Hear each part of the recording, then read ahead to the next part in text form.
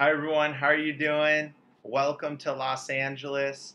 Christina and I have just moved here in the last couple months and we're getting settled in and we're really excited to start Greek InterVarsity in this area. There are 17 campuses in Los Angeles that have Greek systems and we are barely doing anything on those campuses as far as InterVarsity is concerned.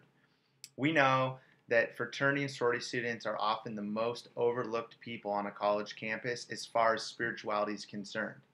We also know that if we wait for them to come to us, the average Greek, we call them Joe and Jane Greek, that are just living for the world, living for their fraternity, sorority, and brothers, not even necessarily bad people. They're just not going to probably go to church, and they're probably not going to go to your campus fellowship across the campus. But if we start a Bible study, we like to call them witnessing communities inside of the house where they party, in their chapter rooms where they have their exec meetings. We know and we've seen firsthand that many Joe and Jane Greeks, your ordinary Greek that's not engaging God at all, will show up because they have many questions about God that they want to have answered. They just want to do it in the comfort of their house with their fraternity and brothers and sisters that they trust and they know. Two cool stories about that we've seen firsthand this happen when we've been in the house seeing people come to faith. We know this works. Is Pat Barber and Nick Kwok. Here's what's awesome. Pat Barber and Nick Kwok are two guys that came to faith at San Diego State. If you followed us along at all, you've seen their stories. What's so fun is that they too have come on staff and they have said yes to God in furthering Greek ministry up the West Coast. Here's what's fantastic. Nick has moved to LA with us to start this massive area of 17 campuses. He's going to focus at UCLA, and I'm going to coach him, train him, oversee him, but he's going to be the point person, and I'm really not going to do a lot on that campus. He's going to be running that ministry. I'm going to be focusing, getting things going at USC or Long Beach State, UC Irvine, or Loyola Marymount. The top 5 schools on my list are UCLA, USC, Long Beach State, UC Irvine, and Loyola Marymount. So I'm going to be paying attention to where God's moving, who's open, what's going on there, while Nick focuses at UCLA under my supervision. But Pat, who also came to faith at San Diego State, he is staying there to come on staff and take over for me and Christina. It's really exciting to be furthering this movement of Greek ministry on the West Coast and have one guy that we've discipled and seen come to the Lord go forward to start new things, and another guy stay back and grow what we've already planted.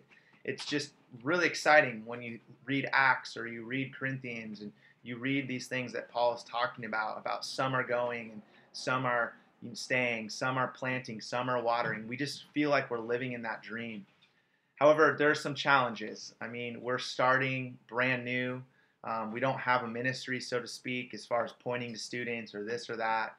We're in a new house we're renting. We're trying to make new friends. We are just very disoriented as a family, and we'd love your prayers just to get settled, to get rooted in a new area as we start this ministry. We knew that was going to happen. We knew we were going to face some of these challenges emotionally as we move to a new place.